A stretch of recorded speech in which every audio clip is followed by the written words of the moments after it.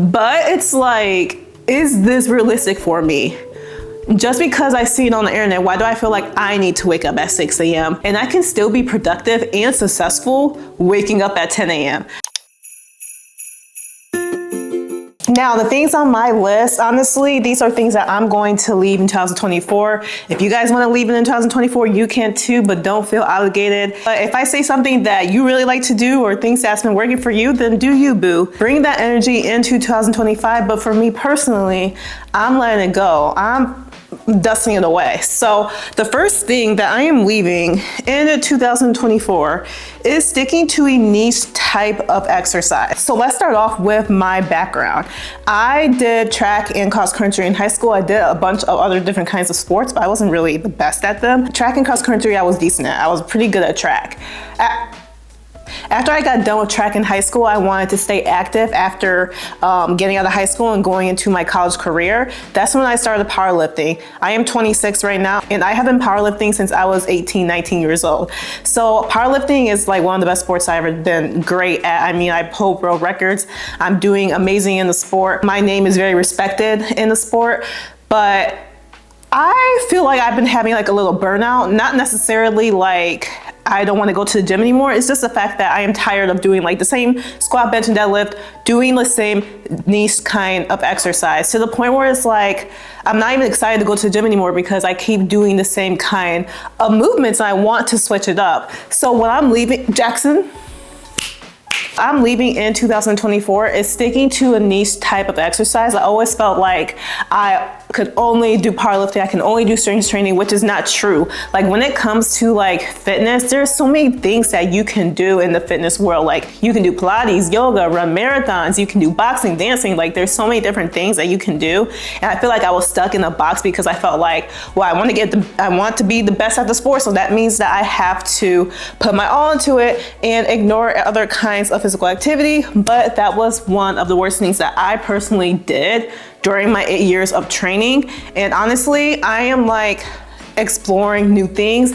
Some things I've been really passionate about is Pilates. I started to add yoga back into my routine. I actually did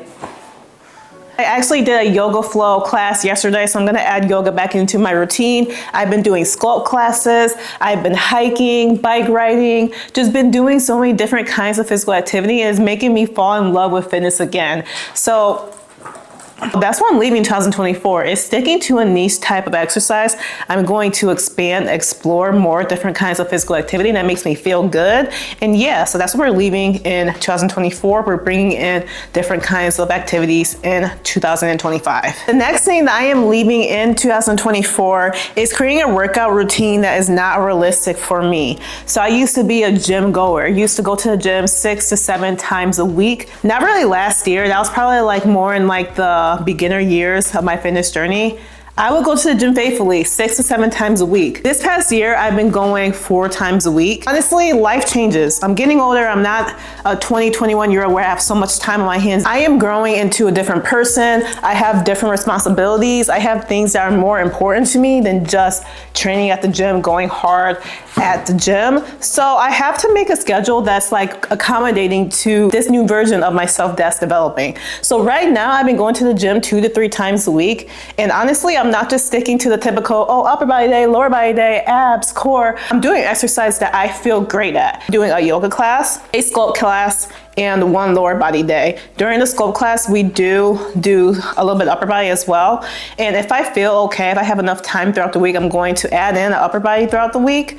But for right now, it's 2 to 3 days. But honestly, I'm going to leave in 2024 feeling the need to like always go full force and always like, oh, I gotta go 4 times a week. I gotta be the strongest. I gotta increase my strength. I have to do all these things, when in reality, it's like, I love fitness. Fitness is my passion, but like some things we just have to leave to our younger selves, and it's okay to outgrow these things and start to enjoy other forms of fitness, because like I said, there's so many different forms of fitness. You don't always need to do that one niche type of exercise. So I'm really expanding more, exploring more, like what I personally love to do and what makes me feel good and what makes me feel confident in my body. And right now, 2 times a week plus maybe a yoga class here and there is what's working for me, and that's what I'm going to stick to. The next thing I'm leaving in 2024 is taking supplements.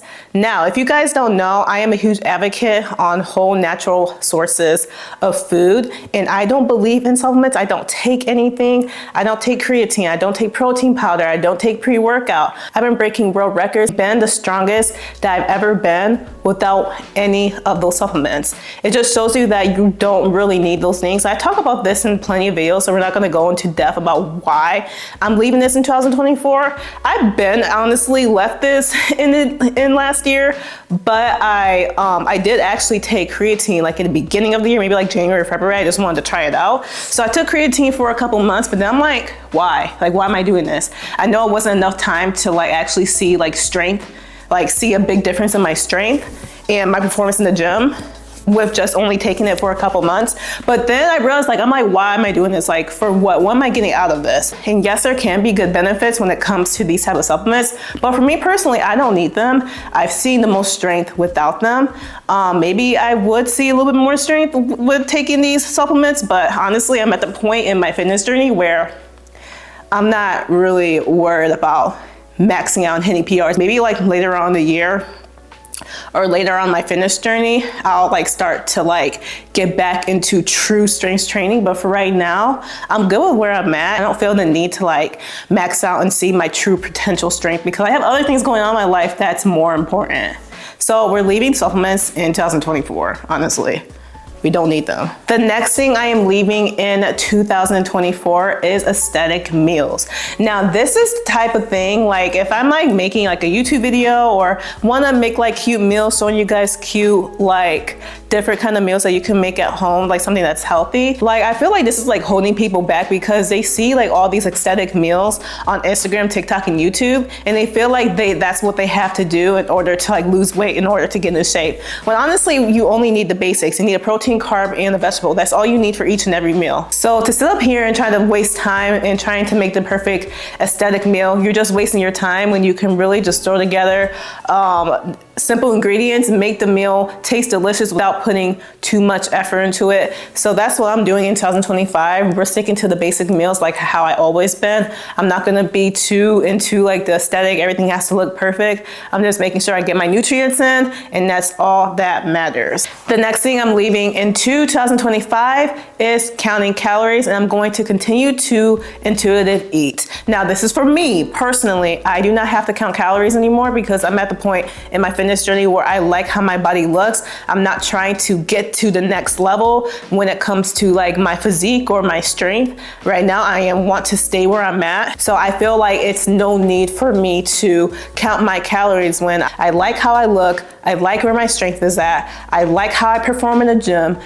I don't want to take the time to be counting calories. Like, I don't want to be 80 years old counting how much protein I'm eating in every single meal. It gets to the point where it's like, why am I doing this when I can just make sure I'm having a protein with every meal, make sure I'm having a vegetable with every meal instead of counting every single calorie? It's like, why am I doing this when I already reached my goals? Now, of course, you can't just stop out of nowhere. You can't just go back to eating like crap or go back to eating huge meals and not eating in moderation. That's not what I'm talking about. I'm talking about still eating in moderation, still making sure that I'm eating smaller portions, but I'm just intuitive eating and eating until I'm full. Now, if you're someone that has a goal in mind, then you need to be counting your calories, honestly. Yes, you can lose weight without counting, but if you want to get results quick, if you want to get long-term results, you need to be making sure you know how much you're putting into your body. Once you get to that goal, I would say to start eating in maintenance until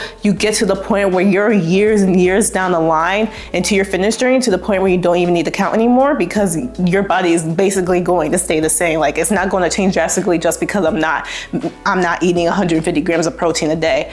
I still feel the same. My strength is good. My physique is good. Everything everything is good. So I'm going to intuitive eat unless I decide to compete in 2025. Then of course I have to count my calories, make sure that I get into the weight class I want to get into. But for right now, we're not counting anything. We're just going to intuitive eat until I'm full, and that is the plan for now. The next thing that I am leaving in 2024, and honestly, I didn't really do it that much, but I'm going to leave the thought of me having to do this, is 6 a.m. morning routines. Now, I'm the type of girly that did fall into the trend, and I did a 6 a.m. morning routine earlier on in last year, and it did pretty good. It was pretty nice, like, you know, making a 6 a.m. morning routine and seeing the routine that these girlies are putting together to be successful throughout the day.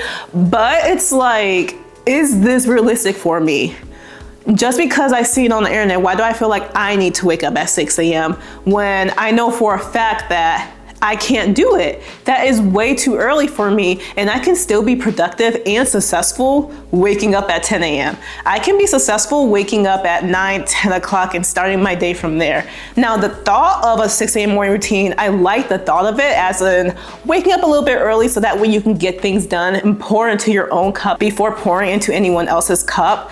I get that, but that doesn't mean you have to wake up at 6 a.m. or 5 a.m. morning routine that these girlies are posting. So I'm going to leave the thought of me like feeling like I need to do that. I'm gonna leave that in 2024. And honestly, like when it comes to these 6 a.m. morning routines, most of the time these guys are influencers and this is their full-time job, and like they don't have a typical 9-to-5 job like the rest of us do. And it's like they can do that. They got the time to like wake up that early and do their yoga class or their Pilates, make their matcha tea, 10-step skincare routine. Like they got the time to do that. But a lot of us don't, that has regular jobs or does like content creation on the side. So I feel like we need to leave that for them because that's what they can do in their time. But for us, when we don't have that much time to be doing this 10-step skin routine, we need to try to figure out our own morning routine that works for us. The next thing I am leaving in 2024 is skipping a workout when I don't feel like doing it. Now, there is a difference between needing an actual break in the gym versus you being straight up lazy. You need to know your body and you need to know the difference between the two because this will make or break your journey. If you are feeling like you are sore, you're tight, you're extremely tired, you physically cannot get out of bed, and you physically need a break, then you better be taking a break from the gym because rest is more important than anything. But if you're a type of person that's like, I'm a little bit tired, I don't feel like getting up and going to the gym, leave that in the last year, leave it, because you are taking one step back when you can be getting 1% better each day. And I used to do that quite a bit last year, I would say. Some days I'm like, I don't feel like going, so I'm not going. I'm already in shape, so why do I need to go? Who cares? I can skip a day. But it's like, it's more than that. It's not just about me being in shape. It's about, this is what's going to make me live a long and healthy and fulfilling life. You know, so it's not always just about how I look and I already have results. It's like fitness is more than that. So I feel like I need to keep that in mind, that that's my why for going to the gym, and making sure I'm sticking with that and making sure that I'm taking a break if I need a break, and I'm getting my butt up and pushing myself out to get to the gym even when I'm feeling lazy. We are almost done, just a few more things. The next thing I'm leaving in 2024 is gym fashion trends. Now, do you guys know how many of those Shein booty scruncher leggings I have? I literally bought 10 pairs, and yeah, it was popping back in 2022, but it's 2025 now. Nobody's wearing them anymore. And it's like, once you wear a certain like thing so much, you literally just get tired of it and you don't even want to wear it no more. I'm gonna stop wasting my money on trends that everyone is wearing. Like even like some New Balances, I bought those because those were trending. Honestly, sometimes I do fall into the trends. So I want to stop doing that and start like buying things that I know I'm going to be wearing for a long extended period of time. So really, I don't really like to wear like super colorful things to the gym anymore, just because like there's gonna be a time where it's like it's doing too much, and I'd rather just wear like gray, black, white, tan, like those colors instead of like the fancy popular popping colors. And honestly, like that type of pattern too is like nobody's wearing that anymore. Not saying that I need to do what everyone else is doing, but it's not trending anymore. That trend is dead. So why did I just waste my money on all those leggings that I literally do not wear anymore? They were popping back in the day. I'm telling you, they were popping in 2022, but not anymore. Like no one literally wears them anymore. So I am done with gym fashion trends, and I'm only going to buy things that I actually like and I can see myself wearing for a long period of time. And the last one is another trend that I'm leaving in 2024 is workout trends unless I have a genuine interest in it. Now we talked about gym fashion trends, but now it's workout trends. Listen, I'm not saying there's anything wrong with a cute little trend. That's how I got into Pilates, because it was literally trending, everyone else was doing it. I've been going to Pilates since November 2023. I've been going consistently since then. So yeah, trends can be a good thing if you make it a good thing. But if you're a type of person that gets into trends, buys all the cool equipment, let's say that you're like in your hot girl running era and you're running marathons and everything like that, and you're buying all like the cute little, wherever those vests are, and you're buying all this gear, and you do the trend for about a couple months and then you fall off, that's the person I'm talking about. And we are not doing that in 2024, because honestly, it's kind of like you're just trying to like follow other people when you need to be doing things that you genuinely enjoy. Now, I'm not saying you can't try out a trend, but it's like, are you really going to be invested into this trend? Or is it just because your favorite fitness influencer is doing it? So I'm only going to be doing things that I genuinely have an interest in. And I'm leaving all the other trends or hopping on the bandwagon in 2024. But that completes this video. I do hope you guys enjoy this different type of setup, different kind of content. We are going full force in 2025. I already have plenty of videos set up and ready for you guys. So we are on a roll, and I'm super excited to take you guys on this journey with me throughout this year. So if you want to join the fam, make sure you hit that subscribe button and turn on those notification bells. Of course, I have a website, AntoinetteMariaFit.com, where you can find meal plans, you can find online coaching, workout plans, and many other different things. So make sure you check out my website. All of my social links are right down below as well. So make sure you follow me to connect with me on a daily basis. And I'll see you guys in the next video. Bye.